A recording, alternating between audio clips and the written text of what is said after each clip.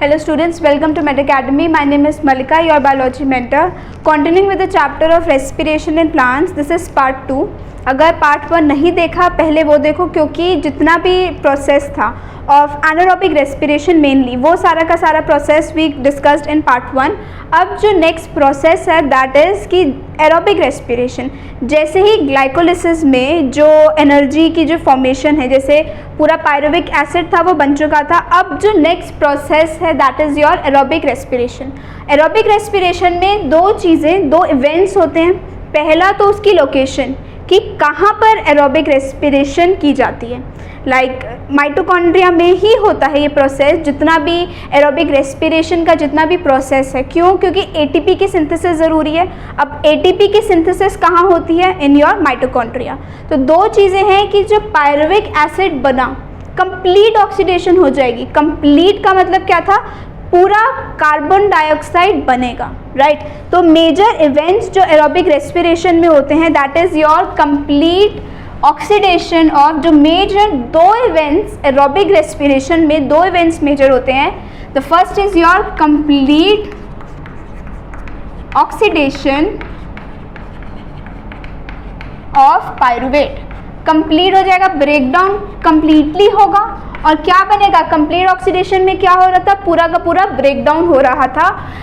तो उससे क्या बनेगा? हमारा 3 कार्बन डाइऑक्साइड, 3 मॉलिक्यूल्स बनेंगे कार्बन डाइऑक्साइड के, plus removal of all hydrogens या इलेक्ट्रॉन्स.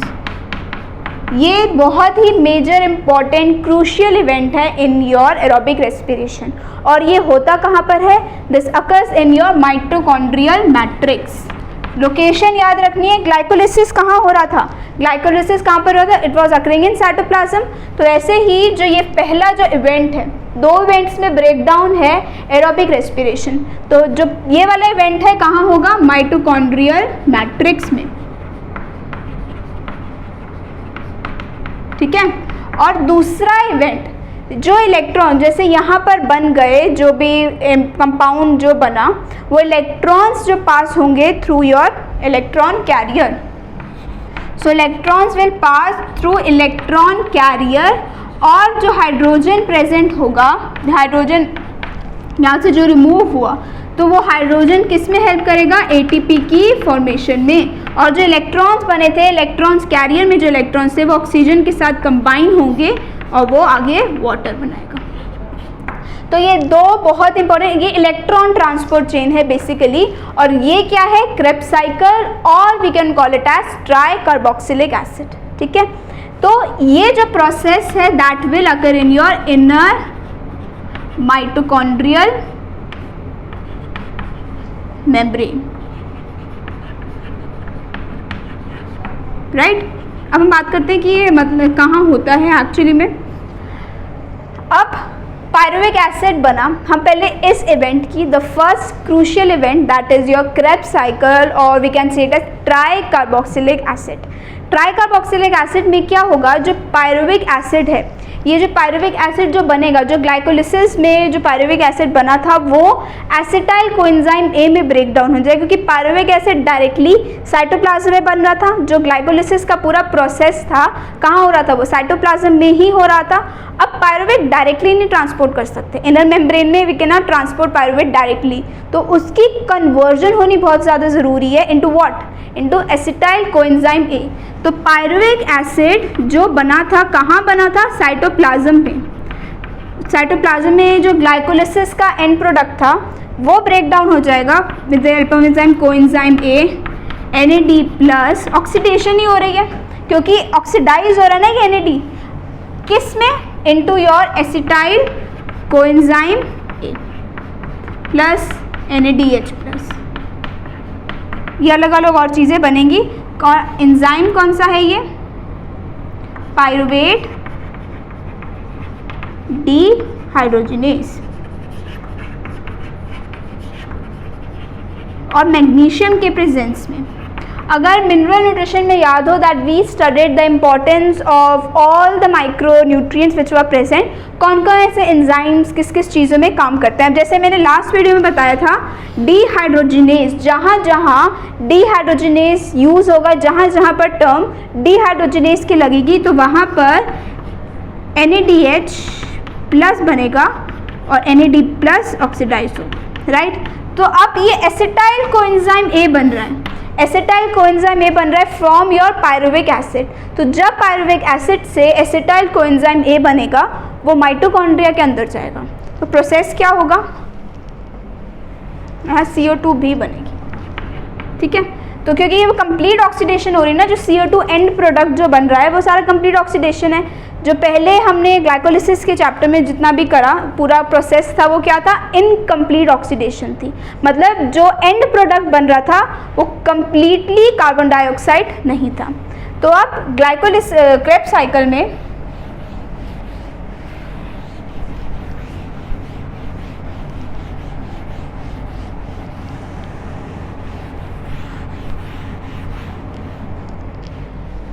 लोकेशन पहले ध्यान रखनी है कि कहाँ कहाँ पर होता है।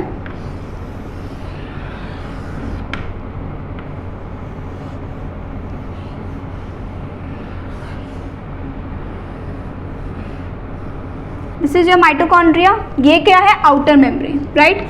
This is your outer membrane और ये क्या है, इनर मेम्ब्रेन। जो ये क्रिस्टे जो इनफोल्डिंग्स प्रेजेंट होती हैं सेल के चैप्टर में, ये पूरा स्ट्रक्चर बहुत डिटेल में दे रखा है।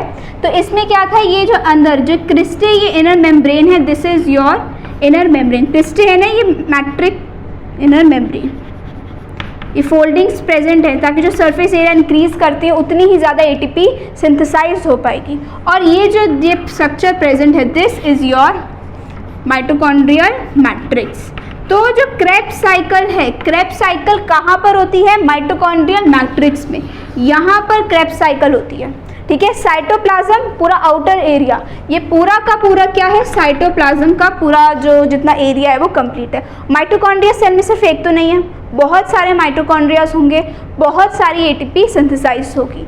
तो अब साइटोप्लाज्म में पायरुविक एसिड, यहाँ पे जैसे pyruvic acid will convert into what, acetyl coenzyme A, and that acetyl coenzyme A will travel down towards your mitochondrial matrix। अब जब acetyl coenzyme A mitochondrial matrix में आएगा, क्रेब्स साइकिल चलेगी और उसके बाद जो भी बचेगा उसका जो प्रोडक्ट्स जितने भी होंगे वो इनर मेम्ब्रेन में यहाँ पर आ जाएंगे और यहाँ पर क्या होगी, इलेक्ट्रॉन ट्रांसपोर्ट चेन, ठीक है। ये क्रूशियल इवेंट से एक जो इवेंट था that was occurring in your matrix और दूसरा कहाँ पर हो रहा है, इनर मेम्ब्रेन पे, यहाँ पे, ठीक है। और ये स्पेस है, this is your inter membranosus space. ये क्या है, inter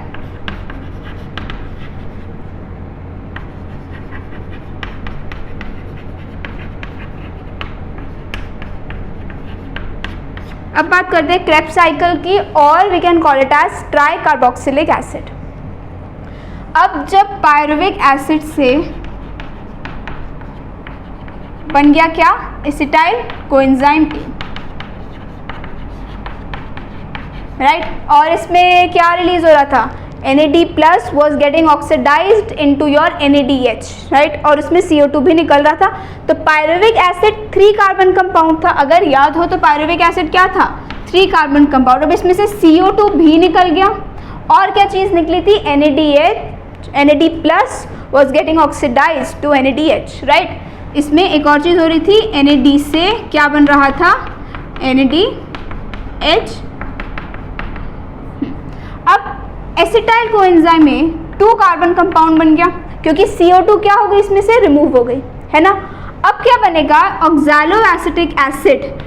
oxaloacetic acid 4 carbon compound है, वो एसिटाइल कोएंजाइम A के साथ बॉन्ड फॉर्म करेगा। जो यहाँ पर जो ऑक्सैलोएसिटिक एसिड है ये एसिटाइल कोएंजाइम A के साथ बॉन्ड फॉर्म करेगा और उसके बाद क्या बनेगा, सिट्रिक एसिड बनेगा। क्या बनेगा, सिट्रिक एसिड। ये कितने कार्बन होंगे इसमें, ये 4 कार्बन है। We have studied about oxaloacetic acid in photosynthesis. अब जो ये 4 कार्बन बने, ये 2 कार्बन जो एसिटाइल कोएंजाइम ए में जो 2 कार्बन है इसके साथ बॉन्ड फॉर्म करेंगे तो क्या बनेगा, ये 6 कार्बन बन गए सिट्रिक एसिड। देन बहुत सारे रिएक्शन होंगे बीच में, अलग अलग फॉर्मेशन होगी, सुसिनाइल कोएंजाइम ए बनेगा और अलग फॉर्मेशन से फिर अल्फा कीटो ग्लूटारेट या अल्फा कीटो ग्लूटारिक एसिड बनेगा, ठीक है। और फिर बहुत सारे रिएक्शंस होके सुसिनिक एसिड बनेगा और फिर यहाँ से बनेगा malic acid, then it will form oxaloacetic acid. ये पूरी रिएक्शंस है। बीच में जो ये डॉट डॉट दे रखे हैं इसका मतलब है बहुत सारे और कंपाउंड्स बन रहे हैं that are not included in your NCERT books. तो सिर्फ यही चीज़ें यहाँ याद रखनी है, दैट इज पहले ऑक्सैलोएसिटिक एसिड कंबाइन करेगा किसके साथ, एसिटाइल कोएंजाइम ए। जो यहाँ पर एसिटाइल कोएंजाइम ए था वो अंदर मैट्रिक्स में आ जाएगा और फिर क्रेब्स साइकिल चलेगी अंदर मैट्रिक्स में, ठीक है। तो एसिटाइल कोएंजाइम ए जब आया तो वो ऑक्सैलोएसिटिक एसिड के साथ 4 कार्बन कंपाउंड थे, 2 कार्बन कंपाउंड उसने बॉन्ड बना लिया। अब सिट्रिक एसिड बनेगा, that is your 6 carbon compound, फिर alpha keto glutaric acid, then succinic acid and malic acid. अब बात करते हैं कि जो एंजाइम्स या कितने रिड्यूस्ड हो रहे थे इस प्रोसेस में। जब सिट्रिक एसिड से अल्फा कीटो ग्लूटारिक एसिड में कन्वर्ट होगा तो NAD+ will get oxidised to NADH+H+। अब ध्यान रखना कि ये एरोबिक रेस्पिरेशन है, कंप्लीट ऑक्सीडेशन होगी। अब कंप्लीट ऑक्सीडेशन हो रही है तो मतलब क्या हो रहा है, रिमूवल ऑफ इलेक्ट्रॉन्स, हाइड्रोजन्स, ये सारी की सारी चीज़ें होंगी। तो यहाँ से इलेक्ट्रॉन्स और हाइड्रोजन रिमूव होंगे तो वो ये कन्वर्ट कर देंगे, ठीक है। अब इसके साथ साथ CO2 भी रिमूव होगा क्योंकि ये क्या है, कंप्लीट ऑक्सीडेशन है, कार्बन डाइऑक्साइड भी बनेगा। अब अल्फा कीटो ग्लूटारिक एसिड बन गया, 6 कार्बन कंपाउंड था, that will convert into your 5 carbon compound. क्यों, क्योंकि एक CO2 मॉलिक्यूल निकल गया। अब अल्फा कीटो ग्लूटारिक एसिड से जब सुसिनिक एसिड में कन्वर्ट होगा तो ऑक्सीडेशन भी होगी, NAD+ will get oxidise into NADH, फिर GDP से GTP भी बनेगा और CO2 भी निकलेगा। मतलब यहाँ पर एक CO2 मॉलिक्यूल इवॉल्व हो रहा है, यहाँ पर भी CO2 मॉलिक्यूल इवॉल्व होगा और 5 कार्बन से ये क्या बन जाएगा, 4 कार्बन। ये भी फिर 4 कार्बन बनेगा। तो देख रहे हो 4 कार्बन से ये मैलिक एसिड बना, then oxaloacetic acid complete formation हो जाएगी। अब दूसरी चीज़ क्या आती है, जब सुसिनिक एसिड से मैलिक एसिड में जो कन्वर्जन होगी वो FADH की वजह से प्रेजेंट होगी, राइट। FADH to FADH, ठीक है, FADH। अब FADH से FADH2 succinic acid will get converted into malic acid, कब, जब ये रिड्यूस हो जाएगा। और फिर मैलिक एसिड से ऑक्सैलोएसिटिक एसिड बनेगा, ऑक्सैलोएसिटिक एसिड से what will form, it will form your acetyl coenzyme A. अब जब इसमें कन्वर्जन हो रही है यहाँ से तो ये NADH, NAD+ ये भी ऑक्सीडाइज्ड हो जाएगा। तो NAD+ will get oxidised into NADH and H+, right. तो ये पूरा जो ये प्रोसेस था, अब इसमें देखो कितने NAD ऑक्सीडाइज्ड हो रहे हैं, एक ये हो रहा है, राइट, एक, फिर दूसरा यहाँ हो रहा है, राइट, और यहाँ पर एक और हो रहा है, ये चीज़। 3 NAD ऑक्सीडाइज्ड हो रहे हैं, right, 3 NAD are getting oxidised. यहाँ नहीं, मैलिक एसिड से यहाँ पर, यहाँ ये वाले प्रोसेस में यहाँ पर नहीं होगा, ये यहाँ होगा, ठीक है। मैलिक एसिड से जब ऑक्सैलोएसिटिक एसिड में जब कन्वर्जन होगी तो क्या बनेगा, NAD+ will get oxidised to this. तो 3 NAD ऑक्सीडाइज्ड हो रहे हैं इनटू योर NADH और एक चौथा यहाँ पर है, राइट। तो ये फोर्थ है और बाकी के 3 यहाँ हो रहे हैं और 3 CO2 निकल रहे हैं। अगर याद हो जो मेजर इवेंट हो रहा था इन योर माइटोकॉन्ड्रियल मैट्रिक्स, वो क्या था? 3 CO2 मॉलिक्यूल्स निकलेंगे, इवॉल्व होंगे और सारे के सारे जो हाइड्रोजन्स हैं वो सारे यहाँ से बाहर चले जाएंगे। तो ये पूरा प्रोसेस था ऑफ योर क्रेब्स साइकिल और we can call it as tricarboxylic acid cycle, right. यहाँ पर एक हुआ, एक जब अल्फा कीटोग्लूटारिक एसिड से जब सुसिनिक एसिड में कन्वर्जन हो रही थी तब NAD+ will get oxidised to your NADH and then जब मैलिक एसिड से ऑक्सैलोएसिटिक बन रहा था then also the NAD+ will get oxidised into NADH। अब हम बात करेंगे कितने ATP बने starting from glycolysis to your Krebs cycle. क्यों? क्योंकि ग्लाइकोलिसिस में पायरुविक एसिड बन रहा था। अब पायरुविक एसिड ये पूरा प्रोसेस ही तो चल रहा है। जब पायरुविक एसिड में 8 ATP बने थे दैट वी डिस्कस्ड। कैसे 8 ATP बने? अब जितने यहाँ पर भी तो कुछ ATP बन रहे हैं ना, तो वो आगे कैसे प्रोसेस बनाएंगे।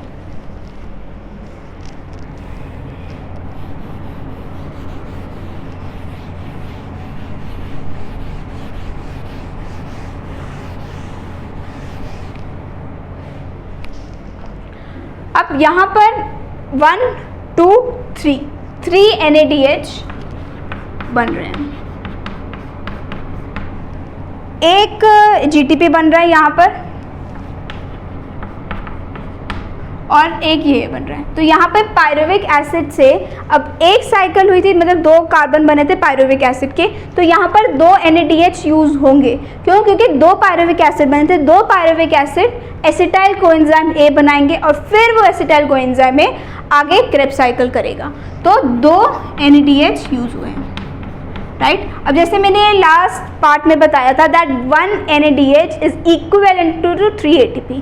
अब 3 ATP तो 3 NADH किसके इक्विवेलेंट होंगे? 9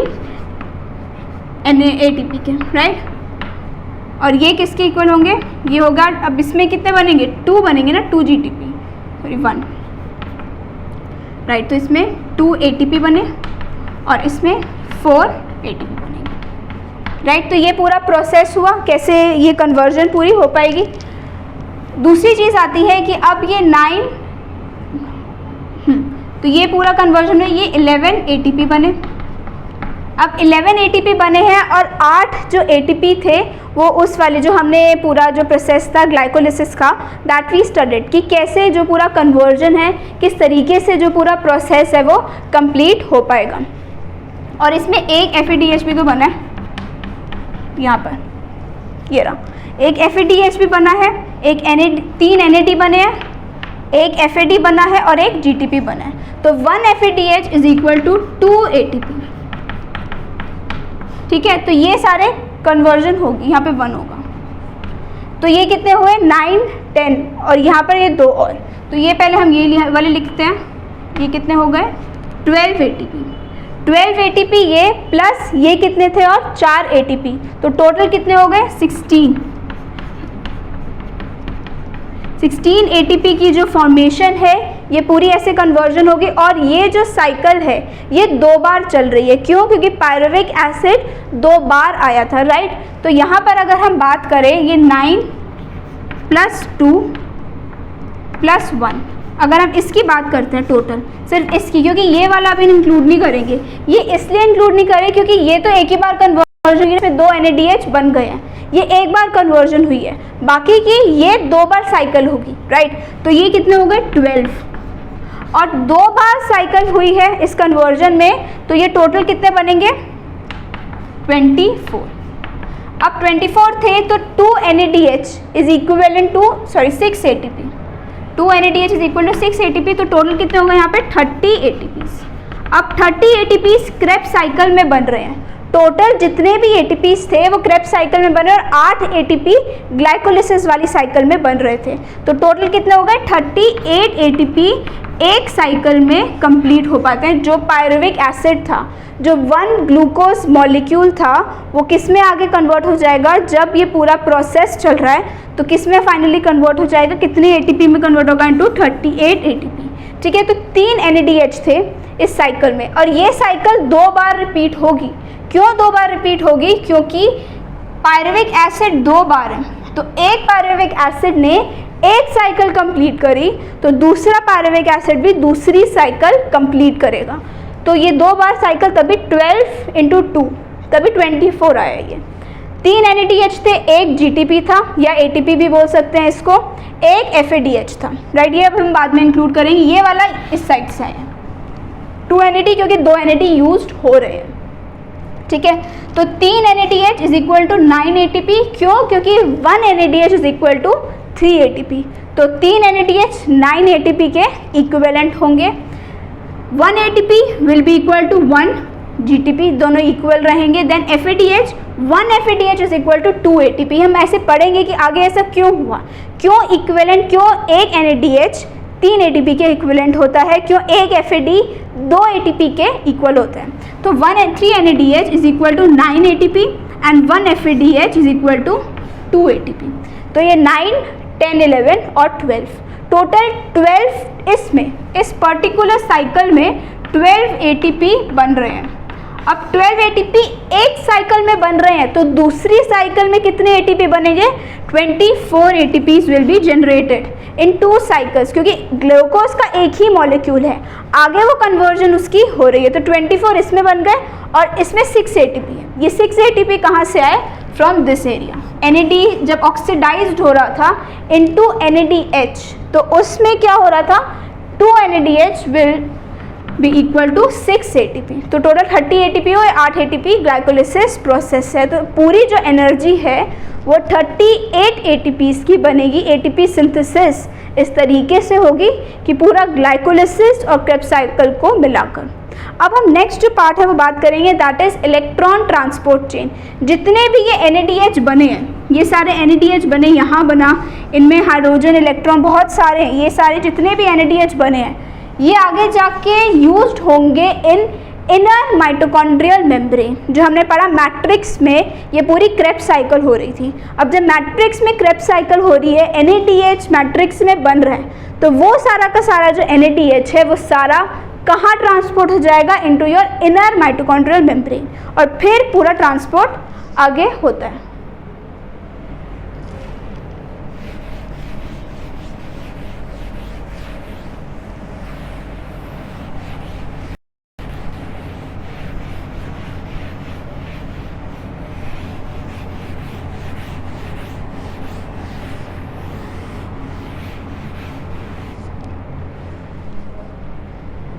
जैसे ये हमने बनाया था माइटोकॉन्ड्रिया का पार्ट,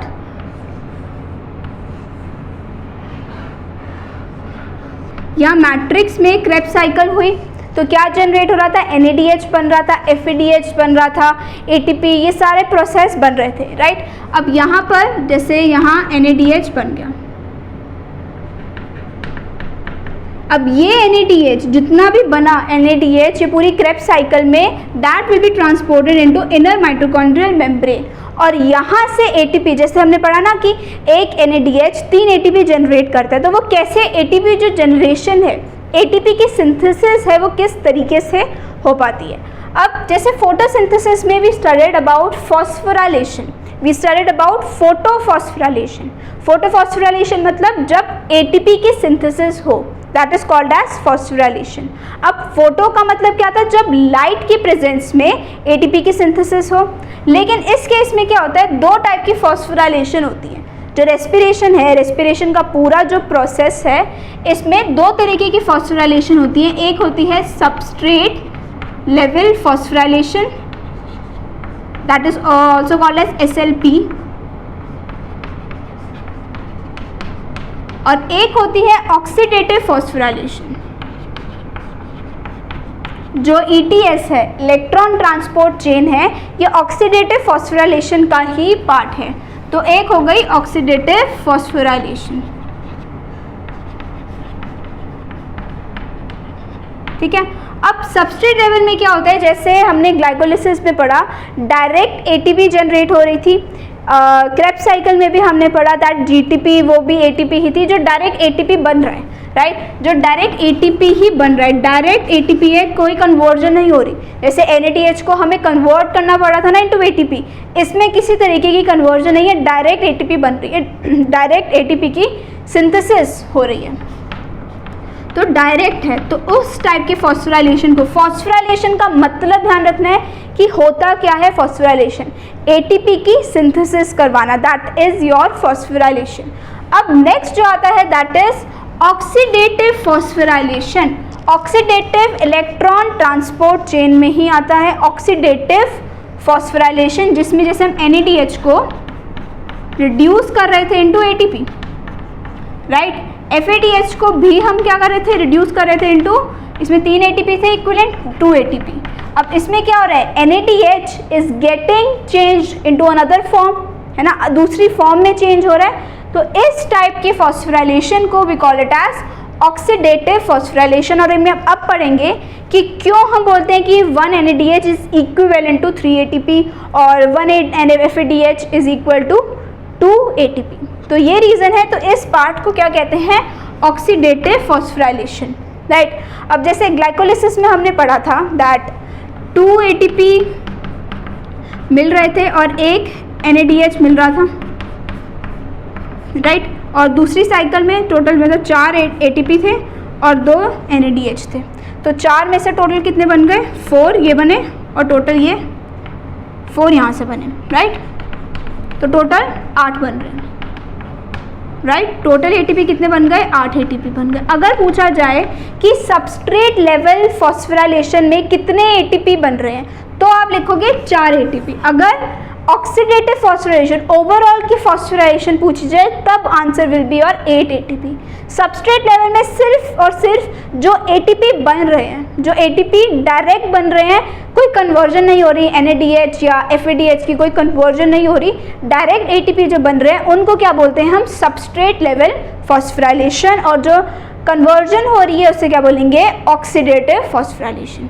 अब हम बात करेंगे इलेक्ट्रॉन ट्रांसपोर्ट चेन की, कि जो NADH बन गए, ये सारे बन गए क्रेब्स साइकिल में, हमने सारा के सारे क्या पढ़ा कि NADH बन रहा था, FADH बन रहा था, ये सारा प्रोसेस हो रहा था, राइट।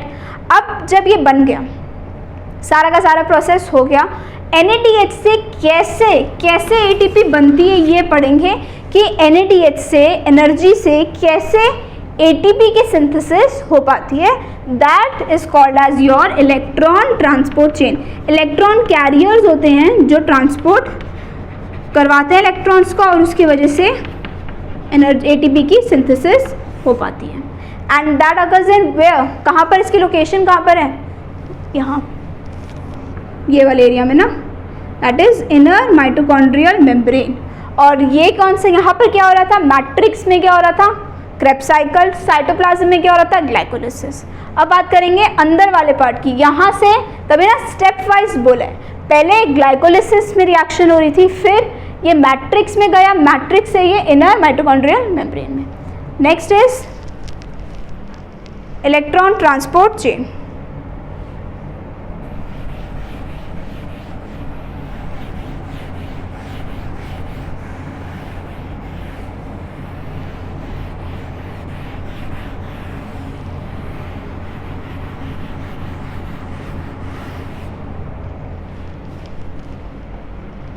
ओके, तो इलेक्ट्रॉन ट्रांसपोर्ट चेन में 2-3 चीज़ें ध्यान रखनी है कि जैसे जो NADH बना था, जैसे जब ये NAD प्लस ऑक्सीडाइज्ड हुआ था into NADH and H plus, जब ये ऑक्सीडाइज्ड हुआ तो यहाँ पर जो इलेक्ट्रॉन्स हैं वो सारे जो इलेक्ट्रॉन्स कन्वर्ट, क्योंकि रिमूवल ऑफ इलेक्ट्रॉन्स, यहाँ से इलेक्ट्रॉन सारे रिमूव हो गए ना, सारे के सारे हाइड्रोजन्स जो थे, इलेक्ट्रॉन्स जो थे वो सारे यहाँ से रिमूव हो गए हैं। अब ये जो इलेक्ट्रॉन्स यहाँ से रिमूव्ड हुए हैं वो पास होंगे इनटू इलेक्ट्रॉन कैरियर, वो इलेक्ट्रॉन्स पास होंगे और उन्हीं इलेक्ट्रॉन्स के पास होने की वजह से प्रोटॉन ग्रेडियंट बनेगा, उस प्रोटॉन ग्रेडियंट की वजह से ATP की सिंथेसिस हो पाएगी। तो बेसिकली यही जो NADH बना है that is helping in the formation of ATP।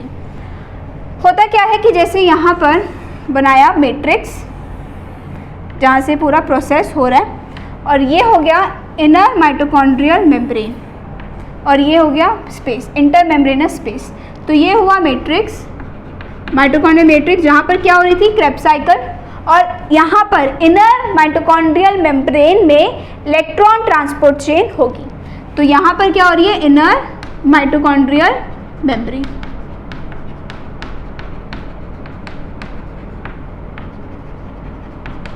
और ये क्या है, इंटर मेम्ब्रेनस स्पेस। जो आउटर और इनर के बीच की जो स्पेस है, ये आउटर साइड है, जो आउटर और इनर के बीच की जो स्पेस है that is called as intermembranous space. अब इसमें क्या होगा, जब कुछ कॉम्प्लेक्स होते हैं इलेक्ट्रॉन कैरियर्स जो इलेक्ट्रॉन को ट्रांसपोर्ट करवाने में हेल्प करते हैं, ये कॉम्प्लेक्स 1 है। तो यहाँ से जब यहाँ पे मैट्रिक्स में जब NAD प्लस, जैसे हमने क्रेब्स साइकिल में पढ़ा ना, रिड्यूस हो रहा था, ऑक्सीडाइज हो रहा था इनटू दिस। अब जो इलेक्ट्रॉन्स होंगे, जो रिमूवल हुई है ना, रिमूवल ऑफ इलेक्ट्रॉन्स, तो यहाँ पे ऑक्सीडाइज्ड फॉर्म है, जो इलेक्ट्रॉन्स रिमूव हुए होंगे इस टाइम पर, वो सारे इलेक्ट्रॉन्स यहाँ पर कॉम्प्लेक्स 1 में ट्रांसपोर्ट हो जाएंगे। ये इलेक्ट्रॉन्स यहाँ से कॉम्प्लेक्स 1 में ट्रांसपोर्ट होके वो जाएंगे यूबिक्विनॉन में। अब नेक्स्ट क्या है, यूबिक्विनॉन से वो रिड्यूस हो जाएगा इनटू यूबिक्विनॉल। अब नेक्स्ट यहाँ पर आता है कॉम्प्लेक्स 3। यहाँ पर भी NADH से ही रिडक्शन होगी। यहाँ पर क्या हो जाएगा, ये साइटोक्रोम B, फिर ये पूरा प्रोसेस होगा, साइटोक्रोम C, फिर यहाँ से साइटोक्रोम C में जाएगा। अब फिर एक और प्रोसेस हो रहा था यहाँ पर, साइटोक्रोम C, साइटोक्रोम, हाँ, अब ये साइटोक्रोम C ये यहाँ पर प्रेजेंट होगा कॉम्प्लेक्स 2।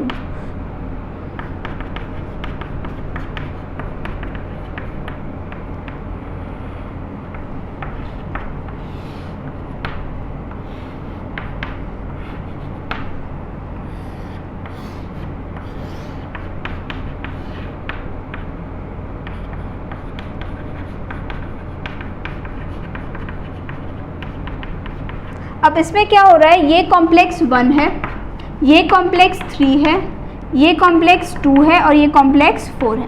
इसमें क्या होगा, these are all your electron career.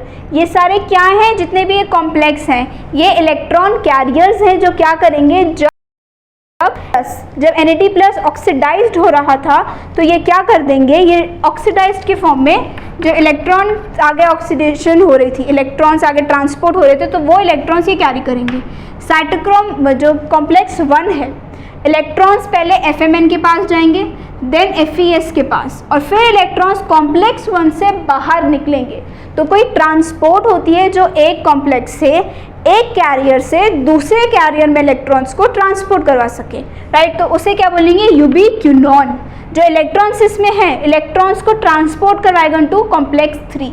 तो यूबिक्विनॉन रिड्यूस हो जाएगा इनटू यूबिक्विनॉल, और फिर ये जाएगा साइटोक्रोम C के पास। इसके पास भी अपने इलेक्ट्रॉन्स हैं, ये ट्रांसपोर्ट भी करवा रहा है, यहाँ से भी इलेक्ट्रॉन्स और आ रहे हैं, क्योंकि NAD देखा ना क्रेब्स साइकिल में, NAD बहुत सारे NADH में रिड्यूस्ड हो रहा था। तो अब इसमें क्या हो जाएगा, इलेक्ट्रॉन्स यहाँ से पास ऑन करेंगे, वो सारे के सारे साइटोक्रोम C में आगे जितने भी इलेक्ट्रॉन्स हैं उसको देंगे, cytochrome B, FES and cytochrome C। तो ये सारे जितने भी हैं ये यहाँ पर इलेक्ट्रॉन्स ट्रांसपोर्ट होंगे। अब साइटोक्रोम C से ये आगे जाएगा कॉम्प्लेक्स 4 में। 2 में अभी मैं बताऊंगी कि 2 में क्यों नहीं गया। पहले साइटोक्रोम ये कॉम्प्लेक्स 1 से कॉम्प्लेक्स 3 में गया, फिर कॉम्प्लेक्स 3 से कॉम्प्लेक्स 4 में गया। कॉम्प्लेक्स 2 का क्या काम है, जैसे हमने देखा क्रेब्स साइकिल में एक पार्ट में क्या हो रहा था, FAD प्लस से FADH बन रहा था, राइट। FAD प्लस से FADH बन रहा था। तो यहाँ पर जो FADH बना वो यहाँ पे इलेक्ट्रॉन्स अपने ट्रांसपोर्ट करवाएगा, और वो सारे इलेक्ट्रॉन्स फिर से साइटोक्रोम C में चले जाएंगे। फिर सारे इलेक्ट्रॉन साइटोक्रोम C में जब चले गए तो वो किस में आगे ट्रांसपोर्ट कर देंगे, इनटू योर कॉम्प्लेक्स 4। तो ऐसे करके क्या हो रहा है, जितने भी हायर ग्रेडिंग यहाँ पर इलेक्ट्रॉन्स का जो एक्यूमुलेशन है वो ज़्यादा है, नीचे आते आते क्या हो जाएगा, इलेक्ट्रॉन्स का एक्यूमुलेशन कम होता जाएगा। यहाँ पर भी यूबिक्विनॉन प्रेजेंट है, तो ये यूबिक्विनॉन से, जैसे यहाँ पर क्या हो रहा था, यूबिक्विनॉन प्रेजेंट था, वो साइटोक्रोम C में ला रहा था, यहाँ पर भी यूबिक्विनॉन प्रेजेंट होगा, तो वो क्या करेगा, कॉम्प्लेक्स 3 में साइटोक्रोम C के पास लाएगा सारे इलेक्ट्रॉन्स, और वो सारे इलेक्ट्रॉन्स कॉम्प्लेक्स 4 में जाएंगे। साइटोक्रोम ये कॉपर है, then cytochrome A, cytochrome A3 and then copper, और फिर ये सारे इलेक्ट्रॉन्स जाएंगे कॉम्प्लेक्स 5 में, जिसे हम क्या बोलेंगे, एटीपी सिंथेस। ये है हमारा कॉम्प्लेक्स 5 और यहाँ पर क्या है, एटीपी सिंथेस। उस इलेक्ट्रॉन्स की वजह से क्या हो जाएगा, एटीपी बनेगी। ये अलग अलग प्रोसेस है, अब हम पढ़ेंगे। जैसे जैसे इलेक्ट्रॉन्स ट्रांसपोर्ट हो रहे हैं ना, यहाँ पे हाइड्रोजन भी यहाँ पर आ रहे हैं। एक हाइड्रोजन यहाँ से आएगा, एक हाइड्रोजन यहाँ से आएगा और एक हाइड्रोजन यूबिक्विनोन से आएगा। ठीक है, हाइड्रोजन भी क्या होंगे, यहाँ से जैसे इलेक्ट्रॉन्स मैट्रिक्स से इनर माइटोकॉन्ड्रियल मेम्ब्रेन में आ रहे हैं, तो हाइड्रोजन भी क्या होंगे, इनर माइटोकॉन्ड्रियल मेम्ब्रेन में आएंगे। तो फिर एक टाइम ऐसा आएगा जिस टाइम पर क्या होगा, इनर माइटोकॉन्ड्रियल मेम्ब्रेन पे हाइड्रोजन बहुत ज़्यादा प्रेजेंट होंगे। तो यहाँ पर जब बहुत ज़्यादा हाइड्रोजन होंगे तो ये सारे हाइड्रोजन एटीपी सिंथेस में जाकर क्या कर देंगे, एटीपी से एडीपी बना देंगे। ठीक है, और जब इलेक्ट्रॉन्स यहाँ आ गए, अभी इलेक्ट्रॉन्स की बारी है, यहाँ से इलेक्ट्रॉन्स जब साइटोक्रोम इस वाले कॉम्प्लेक्स 4 में आएंगे, ये इलेक्ट्रॉन्स मैट्रिक्स में जाएंगे और ये इलेक्ट्रॉन्स क्या करेंगे, ऑक्सीजन के साथ बाइंड करेंगे और फिर क्या बना देंगे, वाटर। ये मैट्रिक्स में बनेगा। दोनों का रोल समझ में आया, इलेक्ट्रॉन्स क्या कर रहे हैं और हाइड्रोजन क्या कर रहे हैं। इसमें देखो, जब NADH ऑक्सीडाइज हो रहा था तो 3 H निकलेंगे। तभी ये रीज़न है कि जब एक NADH बन रहा था तो वो 3 ATP के इक्विवेलेंट क्यों था, क्यों, क्योंकि 3 हाइड्रोजन निकल रहे हैं तो 3 मॉलिक्यूल ATP के बनेंगे यहाँ पर, राइट। तो समझ आया कि क्या हुआ, कॉम्प्लेक्स 1। कॉम्प्लेक्स 1 किस चीज़ का बना हुआ है, FMN और FES, राइट। ये कॉम्प्लेक्स 1 है। अब कॉम्प्लेक्स 3 की बात करते हैं। कॉम्प्लेक्स 3 को साइटोक्रोम BC कॉम्प्लेक्स भी बोलते हैं। BC कॉम्प्लेक्स इसलिए क्यों, क्योंकि पहले वो साइटोक्रोम B के पास इलेक्ट्रॉन्स भेजेगा, फिर वो FES के पास भेजेगा। पहले वो किसके पास भेजेगा, साइटोक्रोम B के पास इलेक्ट्रॉन्स को, फिर वो किसके पास भेजेगा, FES के पास भेजेगा, and then it will transfer into cytochrome C। तभी इसको साइटोक्रोम BC कॉम्प्लेक्स बोलते हैं। फिर क्या हो रहा था, ये साइटोक्रोम C से सारा का सारा पार्ट साइटोक्रोम कॉम्प्लेक्स 4 में चला जाएगा। कॉम्प्लेक्स 4 में क्या क्या एलिमेंट्स हैं, कॉपर है, साइटोक्रोम A है, साइटोक्रोम A3 है एंड देन कॉपर। तो ये सारे इलेक्ट्रॉन्स यहाँ से जंप करते करते यहाँ जाएंगे और वो फिर इलेक्ट्रॉन्स मैट्रिक्स में आकर ऑक्सीजन के साथ बाइंड कर लेंगे and then it will form water. ठीक है, कॉम्प्लेक्स 2 का बस यही काम है, कॉम्प्लेक्स 2 का ज़्यादा काम नहीं है। कॉम्प्लेक्स 2 को बस इसीलिए याद रखना है कि जब FADH ऑक्सीडाइज्ड हो रहा था इनटू FADH, तो क्या हो जाएगा, यहाँ से जो इलेक्ट्रॉन्स हैं वो साइटोक्रोम C में जाएंगे थ्रू यूबिक्विनोन। यूबिक्विनोन से साइटोक्रोम C में जाएंगे, मतलब इकट्ठा हो रहा है ना सारे इलेक्ट्रॉन्स। साइटोक्रोम C सारे इलेक्ट्रॉन्स को क्या करेगा, इकट्ठा करेगा और फिर वो सारा का सारा ऑक्सीजन के साथ कंबाइन करेगा and then it will form water. और जितने भी इलेक्ट्रॉन्स पास हो रहे हैं तो हाइड्रोजन भी यहाँ पर आएंगे, हाइड्रोजन कैरियर्स भी होंगे और वो सारे के सारे बाहर जाएंगे क्योंकि ग्रेडियंट बन गया। यहाँ पर हाइड्रोजन ज़्यादा है, यहाँ कम है, तो हाइड्रोजन यहाँ पर जैसे जाएंगे तो ATP की फॉर्मेशन होगी। तो समझ आए कि कैसे NADH से ATP बन रहा था in your electron transport chain. बस इनका काम यही है इलेक्ट्रॉन कैरियर्स का, कि हायर कंसंट्रेशन से जितने इलेक्ट्रॉन्स थे उनको कहाँ पर पहुँचा देना, इनटू योर लोअर कंसंट्रेशन। ठीक है, सो ये 3 पार्ट थे। एक हमने पार्ट क्या पढ़ा, ग्लाइकोलिसिस, राइट, समझ आया। Then next part was your Krebs cycle. Krebs cycle aerobic respiration का पार्ट है जिसमें pyruvic acid was completely getting oxidised into your form, जो भी पूरा एनर्जी में बना, NADH बना। फिर बात करते हैं इलेक्ट्रॉन ट्रांसपोर्ट चेन की। जब NADH बन गया, NADH पूरा ATP में कैसे बनेगा, ये पूरा कैरियर्स के थ्रू ये NADH ATP में कन्वर्ट हो पाएगा। ये प्रोसेस थे अलग अलग रिएक्शन से। अल्टीमेट एम क्या था, ATP बनाना, जो बन गया। किससे बन रहा था, ग्लूकोज से। देखा ग्लूकोज से कितना लंबा प्रोसेस हुआ और फिर जाके हमें ATP मिली। अब नेक्स्ट था, हमने जैसे पढ़ा रेस्पिरेटरी सबस्ट्रेट हमारा कार्बोहाइड्रेट है, लेकिन मैंने और भी चीज़ें बताई थी जैसे फैट्स हैं, फैट्स, अमाइनो एसिड, ये सारे के सारे अल्टीमेटली वो भी पार्ट लेते हैं in the process of glycolysis. तो कैसे वो सारे पार्ट ले पाएंगे।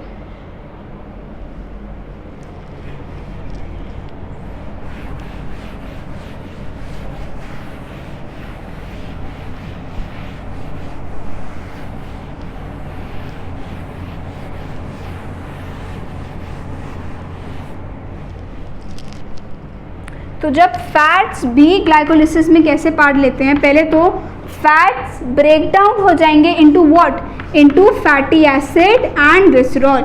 ये डाइजेशन में भी है कि फैट पहले ब्रेक होंगे into fatty acid and glycerol, तो ये ब्रेक होंगे और ये बाद में फिर पार्ट लेंगे into your glycolysis pathway, right.